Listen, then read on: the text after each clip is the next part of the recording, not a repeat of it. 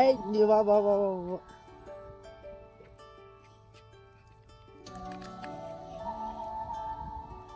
ஏய் வேணாடா.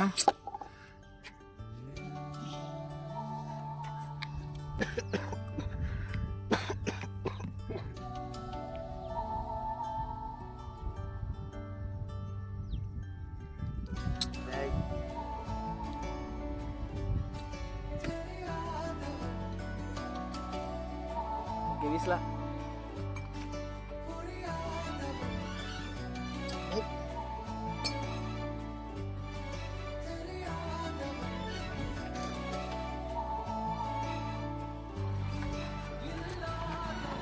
கரும்பு பிடிச்சி லவ் பண்ணவும் பண்ண எல்லாரும் பிடிச்சிட்டு எங்கேயாவது போய் படுத்துக்கிறேன். இவனை தேடி எழுப்பி கூப்பிட்டு வரதே எனக்கு ஒரு குழப்பம்.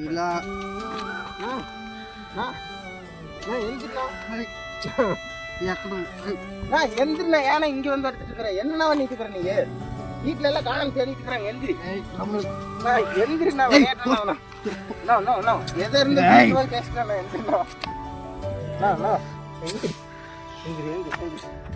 ரோட்ல எல்லாம் வண்டி வரணும். எந்திரிண்ணா சரக்கு சரக்கு சரக்கு எடுத்துக்குவியாமா. எந்திரிண்ணா வண்டி எல்லாம் வரணும். பாக்குறவங்க என்ன அதுக்கு தேடுறாங்களா.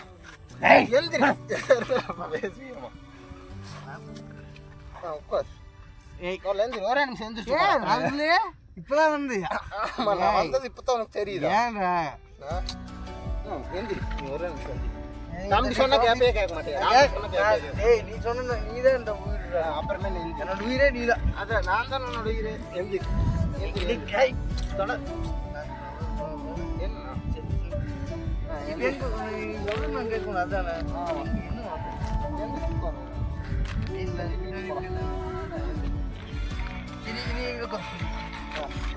உட்கார்றேன் உட்காருண்ணா. டேய் எல்லாம் என்னடா படிச்சிருக்க? என்னடா படிச்சு எத்தனை இங்கிலீஷ் படிப்பேன். படிப்படி காலம் நான் படிக்கிற இங்கிலீஷ் நான் படிக்கிற இங்கிலீஷ் எங்க இருக்குது? அந்த வண்டியில் இருக்கிற படி வைக்கலாம். அந்த வண்டியில் இருக்கிறது என்ன வண்டியில் இருக்கிறது? ஆமா நான் இங்க 4 வார்த்தையும் படிப்பேன். அது கீழே 8 வார்த்தை இருக்குது பாரு, அதையும் படிப்பேன். படிக்குமா? அது வந்து முதல் 4 வார்த்தை மேல இருக்குது வா. தெளிவா கண்ணு தெளிவா தெரியுது இல்லையா? அது மேல இருக்கிறது சி இ ஆர் ஓ ஸ்ப்ளெண்டர். பரவாயில்லையே நல்லா படிக்கிறிய. ஏ அண்ணன் அது கீழே 8 எழுதுறதுல அதையும் படிக்கட்டுமா? படி வைக்கலாம். எஸ் டி எல் என்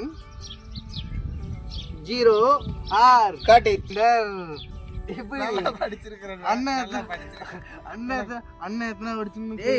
பெரிய படிப்புடா. அண்ணன் எல்கேஜி படிச்சிருக்கிற. ஓ எல்கேஜி பெரிய படிப்பு படிச்சிருக்கிறீங்க. அந்த காலத்துலயே அண்ணன் எல்கேஜி இங்கிலீஷ் படிச்சது நீ பாத்தியா இல்லையா? பார்த்தேன். அண்ணன் இந்த போன் வருது எடுத்து பேசும். போனா ஆமா புது நம்பர் ஏதோ பேங்க் போன் ஆட்டது.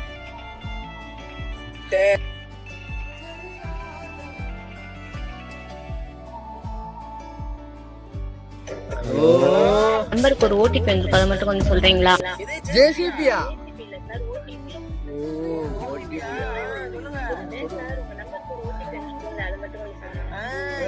எதுக்குடி இப்போ ஓடிபி கேப்பீங்க?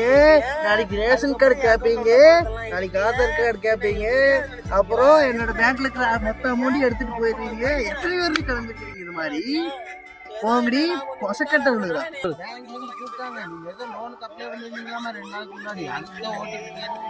பெங்களூர் தான்.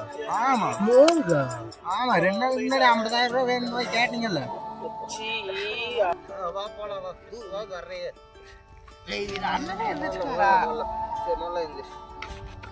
கீழே பாத்துங்க செருப்பு போடுங்க.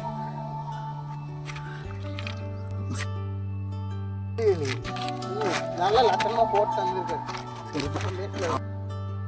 ஏய் என்னோட செல்லு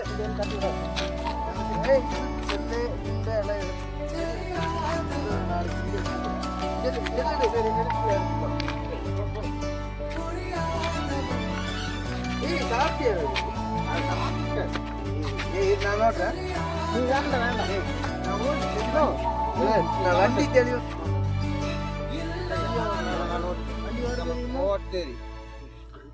பார்த்து இல்லை.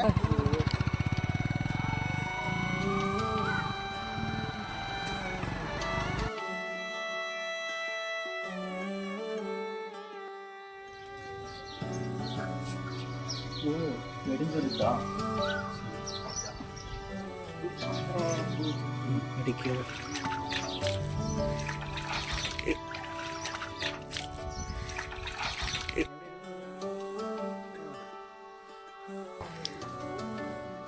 கௌதம், என்னாச்சு கௌதம்? நேற்று ஏதோ பிரச்சனை பண்ணீங்கன்னு சொன்னாங்க. என்னாச்சு தெரியலையே, சொல்லுங்கள் என்னாச்சு? இது சொன்னீங்க.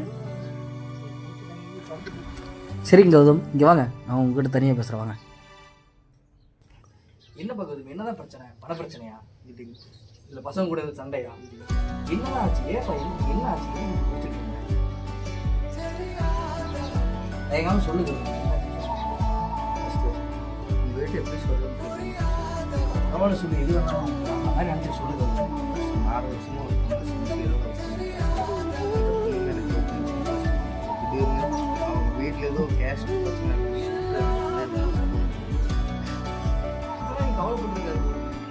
ஒரு நாள் சர்ச்சுக்கு வா, இவ்வளோ வா, சண்டே சர்ச்சுக்கு வா, சர்ச்சுக்கு வா, புரியுது? கண்டிப்பாக அண்ணன் ஒரு வச்சுக்கிறது. நீ ஃபஸ்ட்டு வீட்டை பற்றி கவலைப்படு. நீ குடிக்கும்போது வீட்டை பற்றி கவலைப்படு. அதே மாதிரி சர்ச்சுக்கு வா, வச்சுக்கிறேன். சரி, நீ அங்கே வந்து பாரு, எனக்கு ஒரு மனசில் ஒரு பாரம் குறைச்ச மாதிரி இருந்தது. சரி, வீடு ரொம்ப சாப்பிட்டு போகும். இல்லை அம்மா இருக்கிற டீ வச்சு வந்து போவோம்.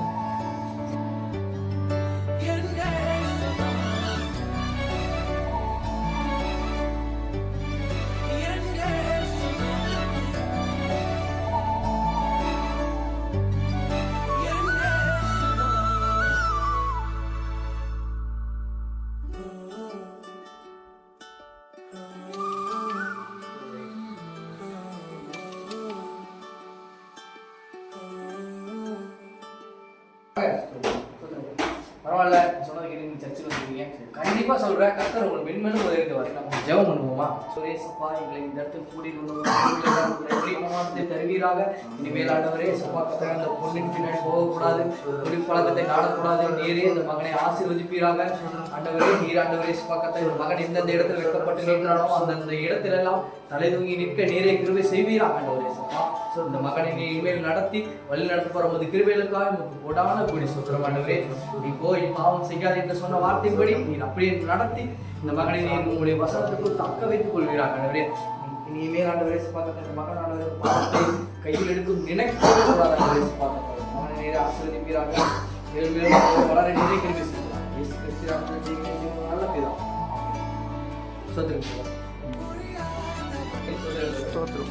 உங்களுக்காக வசனம் வச்சிருக்கேன். நீதிமொழிகள் 23ஆம் அதிகாரத்துல ரத்த வருணமாய் இருக்கிறது, பாத்திரத்தில் பளபளப்பாய் தோன்றும் போது நீ அதை பாராதே, அது மெதுவாய் இறங்கும். அதாவது ஏசப்பா என்ன சொல்றாருன்னா, மதுபானம் வந்து நம்ம பார்க்குறப்ப கண்ணில் நல்லா பளபளப்பாக இருக்கும், ஆனால் அது குடிக்கும்போது நமக்கு சுகமாக இருக்காங்க. பின்விளைவுகள் உங்களுக்கு தெரியாது. அது போக அது பாம்பை போல தீண்டும், விரியனை போல கடிக்கும். பாம்பை நீங்கள் வந்து மதுபானம் உங்களுக்கு இப்போதைக்கு நல்லா இருக்கும், ஆனால் போகிற போக்கில் உங்களுக்கு உடம்பு அப்படியே கெடுத்து ஒரு எதுக்குமே இல்லாதபடியே பண்ணிடுவோம். டிபி வந்து நிறைய வியாதி கொண்டு வரும். இனிமேல் நாங்கள் சொல்கிறேங்க, நீங்கள் இனிமேல் சர்ச்சை விட்டு இந்த இடத்த விட்டு நீங்கள் போகும்போது நீங்கள் புதிய மனிதனாக தான் போவீங்க. இனிமேல் நீங்கள் அதை பார்த்தாலுமே அதை நீங்கள் அறுவறுத்துட்டு நீங்கள் வந்துடணும். ஓகேவா?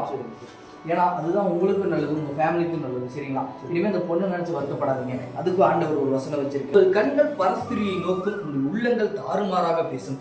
ஒரு பொண்ணை பார்த்தோன்னே நமக்கு பிடிச்சிருக்கு நீங்கள் நினைக்கிறீங்களா? பார்த்தீங்களா? அதுதான் மிக மிக தவறு. உங்களுக்கு ஏற்றவோட பொண்ணை ஆண்டவர் நீங்கள் தோன்றதுக்கு முன்னே உங்களுக்கு ஏற்ற வேலையில் ஏற்றதை உங்களுக்கு தருவார். ஆகாயத்து பறவைகளை கவனித்து பாருங்களா, விதைப்பதும் இல்லை அறுப்பதும் இல்லை, என்னுடைய தேவனாய கர்த்தர் அதை போஷிக்கிறார். நீங்கள் நினச்சி பாருங்களேன், வானத்தில் பறக்கிற பறவை என்னைக்காவது ஒரு நாள் அதை விதைச்சிருக்கா? ஆனால் அது இன்ன வரைக்கும் உயிரோடு இருக்குன்னா அது காரணம் என்ன? உங்களுடைய பரமபிதா அவரை போஷிக்கிறார். அது போல அவங்க உங்களையும் நீங்கள் ஏசப்பா நடத்துவார். நீங்கள் அதை நம்புங்க. முழுசா நம்புங்க, உங்களை ஆண்டவர் ரட்சிப்பார். சரிங்களா? இனி நீங்க போங்க, இந்தாங்க இந்த பைபிளை பிடிங்க. இந்த பைபிள் உங்களுக்கானது. நீங்க வைங்க, இந்த பைபிளை வைங்க, நீங்க நல்லா படிங்க. உங்களோட பிரதர் என்கிட்ட சொல்லியிருக்காரு, எல்கேஜி வரைக்கும் படிச்சிருக்கீங்களா? கண்டிப்பா படிங்க, உங்களை ஆண்டவர் ஆசீர்வதிப்பார். தெரியலன்னா கேளுங்க. போயிட்டு வாங்க.